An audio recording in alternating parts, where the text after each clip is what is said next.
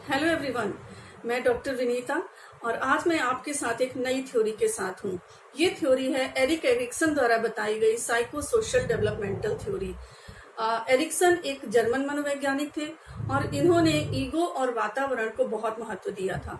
यूं तो ये फ्राइड की साइको एनालिटिक थ्योरी से बहुत प्रभावित थे, परंतु फ्राइड की साइको सेक्सुअल डेवलपमेंट की बजाय इन्होंने साइको सोशल डेवलपमेंट पर ज्यादा महत्व दिया है। और इनका ऐसा मानना था कि किसी भी व्यक्ति के निर्माण में उसके एनवायरनमेंट के साथ उसका किस प्रकार का समायोजन होता है, उस आधार पर उसके व्यक्तित्व का निर्माण होता है। यानी इन्होंने जो 8 स्टेजेस बताई हैं, उनके हर स्टेज में व्यक्ति कुछ क्राइसिस को फॉलो करता है। उन क्राइसिस के आधार पर अगर उसका समायोजन पॉजिटिवली होता है तो उसमें एक अच्छे गुण का निर्माण होता है, और अगर वही क्राइसिस वो समायोजन नहीं कर पाता है, उस स्थिति में उसमें निगेटिव गुणों का निर्माण हो जाता है।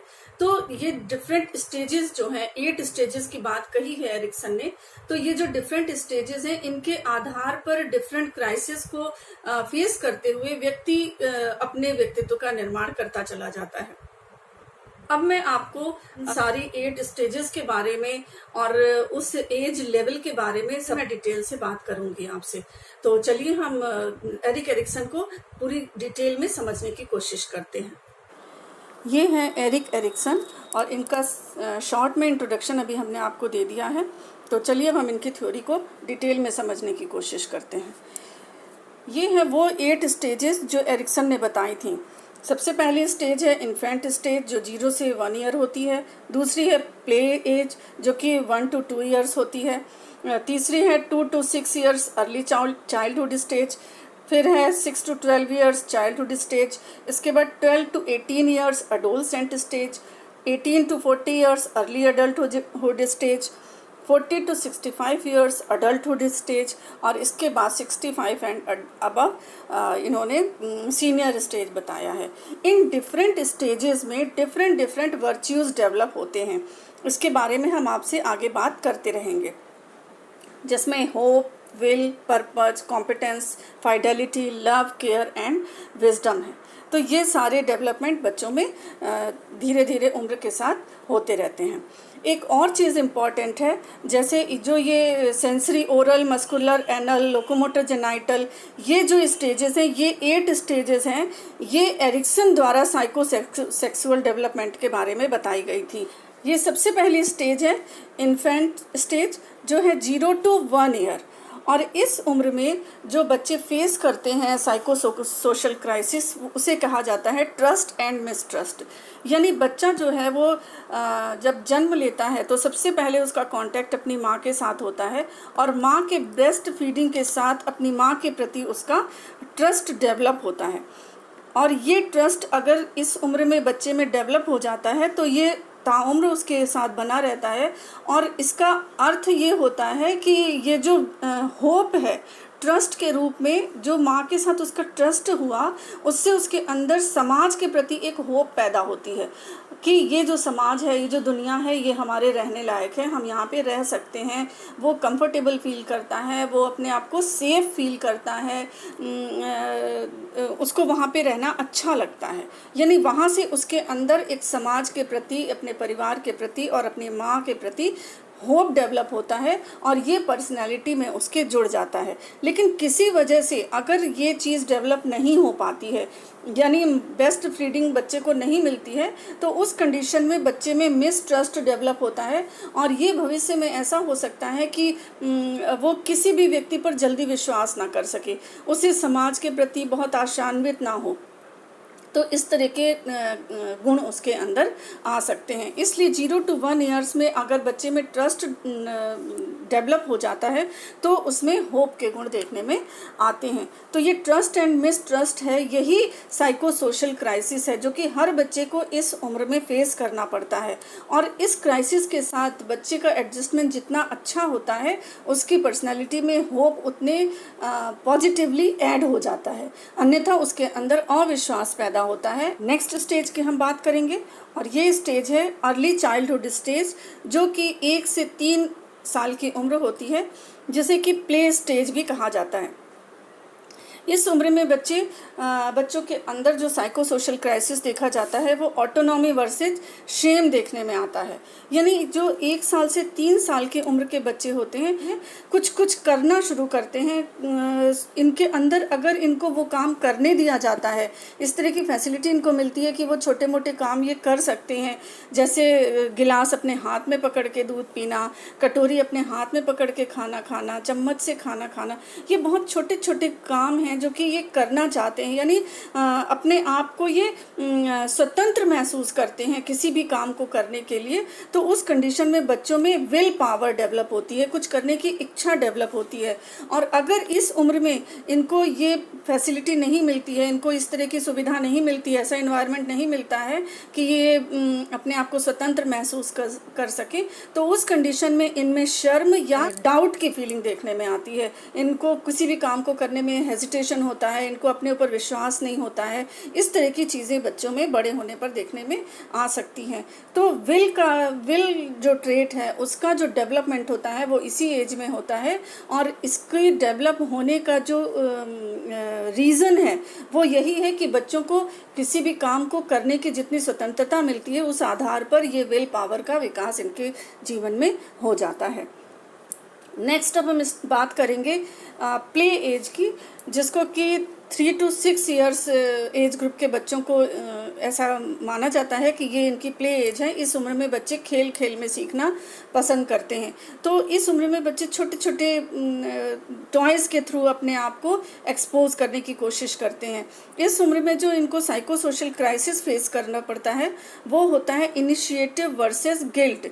यानी जब बच्चे धीरे धीरे बड़े होने लगते हैं तो इस उम्र में इनके अंदर सीखने की क्षमता बढ़ने लगती है, और सीखने की क्षमता के बढ़ने की वजह से ये किसी भी काम को शुरू करना और उसमें कुछ नया नया करने की सोचने लगते हैं। और जिससे कि अगर ये ऐसा कर पाते हैं तो उस स्थिति में इनके अंदर अपने जीवन के प्रति उद्देश्य पैदा हो जाता है, और जिसको हम कॉन्फिडेंस भी कह सकते हैं कि जीवन के प्रति एक कॉन्फिडेंस, एक उद्देश्य पैदा हो पाता है कि मैं जीवन में कुछ कर सकता हूँ।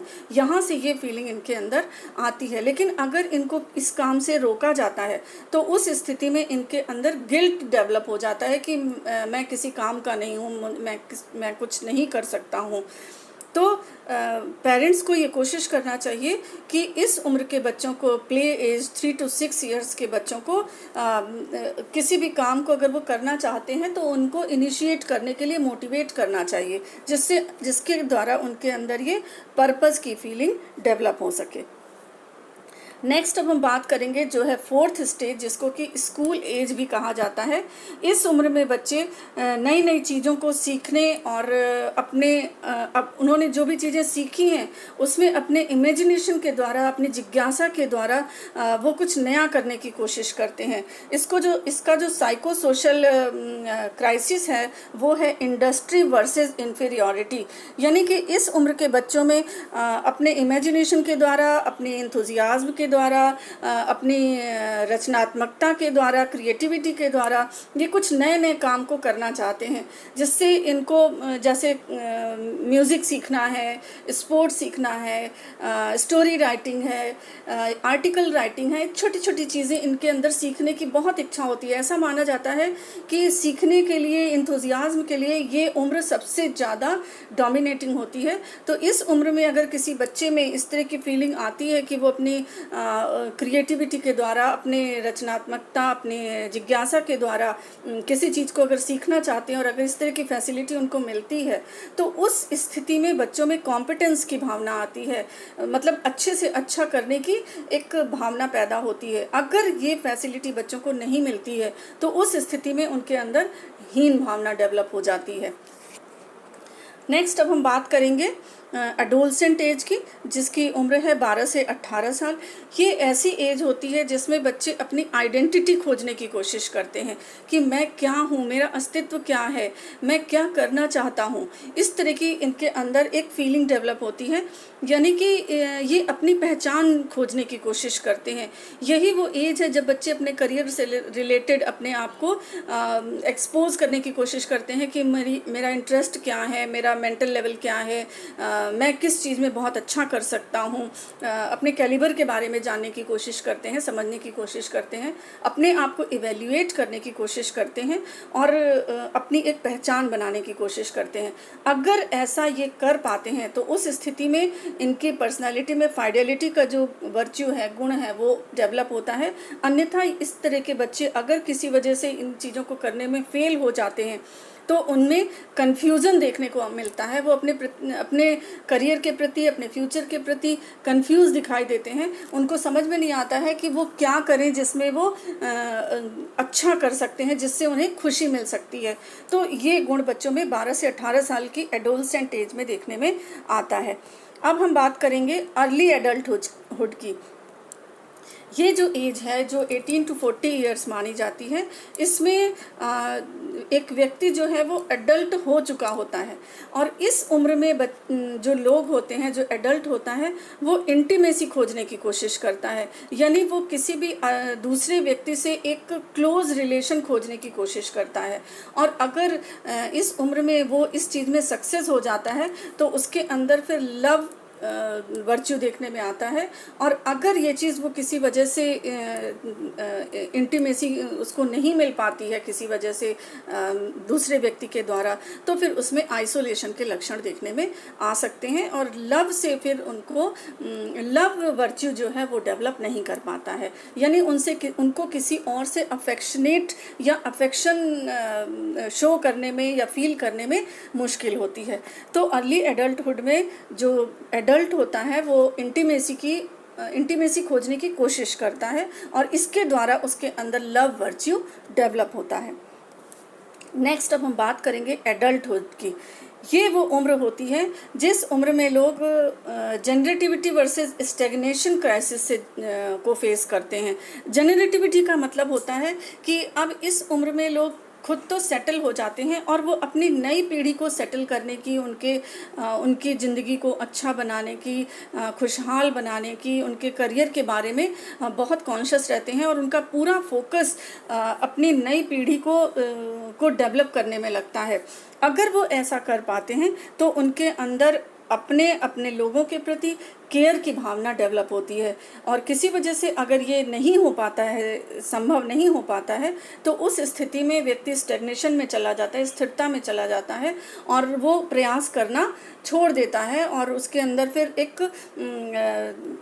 एक हीन भावना सी देखने में आ सकती है। नेक्स्ट अब हम बात करेंगे ओल्ड एज की, जो कि 65 एंड अबव ईयर्स में होती है। ये वो उम्र होती है जिसमें व्यक्ति अपने पास्ट को देखने की कोशिश करता है, अपने पास्ट को टुकड़ों टुकड़ों में देखने की कोशिश करता है कि क्या उसने अपनी ज़िंदगी में जो चाहा, जो सोचा था करने के लिए वो कर पाया, क्या वो अपनी पुरानी ज़िंदगी से संतुष्ट हो पाया। अगर वो ऐसा कर पाता है, अगर वो संतुष्ट है अपनी ज़िंदगी से, तो उनके अंदर इंटीग्रिटी देखने में आती है, उत्साह देखने में आता है। लेकिन अगर ऐसा नहीं हो पाता है, उन्हें ऐसा फील होता है कि नहीं, मैं अपनी ज़िंदगी में बहुत सक्सेसफुल नहीं रहा, मैं जो चाहता था वो नहीं कर पाया, तो फिर इस तरह के लोगों में उदासी के लक्षण देखने में आ सकते हैं। तो इस उम्र में अगर वो पॉजिटिव, उनको संतुष्टि वाली फीलिंग अगर होती है तो उनमें एक विजडम डेवलप होता है और अपने उस एक्सपीरियंसेस को वो अपनी नेक्स्ट पीढ़ी के साथ शेयर करते हैं कि मैंने अपनी ज़िंदगी में इस तरह से काम किया, इस तरह से अपनी ज़िंदगी को जिया जिससे कि मैं आज पूरी तरह से सेटिस्फाइड हूँ। तो अगर आप लोग भी इस तरह से अपनी ज़िंदगी को जीने की कोशिश करें तो शायद आप अपनी ज़िंदगी में भी फ्यूचर में सेटिस्फाई होंगे। तो वो अपने एक्सपीरियंस को उत्साह के साथ शेयर करना चाहते हैं। लेकिन यहीं पे जस्ट अपोजिट इसका है कि अगर वो सेटिस्फाइड नहीं है तो वो खुद ही डिप्रेशन में रहते हैं, तो अपनी फीलिंग को शेयर करने का तो प्रश्न ही नहीं उठता। तो ये वो सारी स्टेजेस हैं जिसके आधार पर एरिक्सन ने किसी भी व्यक्ति के व्यक्तित्व के निर्माण के बारे में कंप्लीट एक्सप्लेनेशन दिया है। उनका ऐसा मानना था कि किसी भी व्यक्ति के व्यक्तित्व निर्माण के लिए जीवन पर्यंत उसका व्यक्तित्व का निर्माण चलता है। ऐसा नहीं है कि एक उम्र के बाद किसी भी व्यक्तित्व के निर्माण में एक स्थिरता आ जाती है या वो आगे नहीं बढ़ सकता है। इस तरह की एरिक एरिक्सन की सोच थी। तो ये था एरिक एरिक्सन की कंप्लीट थ्योरी का एनालिसिस। और नेक्स्ट वीडियो में हम नेक्स्ट टॉपिक के साथ दोबारा आपसे मिलेंगे। और लेकिन जाने से पहले हम आपको एक चीज़ ज़रूर बता दें कि ये जितने भी स्टेजेस हमने आपको बताई हैं, उसके वर्च्यूज़ बताए हैं, उसका साइको सोशल क्राइसिस बताया है, ये सारी चीज़ें आपको सीरियली पता होनी चाहिए और इसके बारे में कंप्लीट समझ होनी चाहिए, क्योंकि नेट में सीरियल में भी क्वेश्चन पूछे जा सकते हैं और किसी एक वर्च्यू या किसी एक क्राइसिस के बारे में कुछ डिटेल में से भी आपसे कुछ पॉइंट पूछे जा सकते हैं।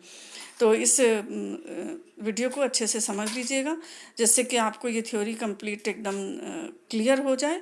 और इसके अलावा अगर आपको किसी तरह की समस्या आती है या कुछ समझने में दिक्कत है तो आप कमेंट बॉक्स में कमेंट कर सकते हैं। और अगर आपको वीडियो अच्छा लगे तो कृपया लाइक और शेयर करें। Thank you.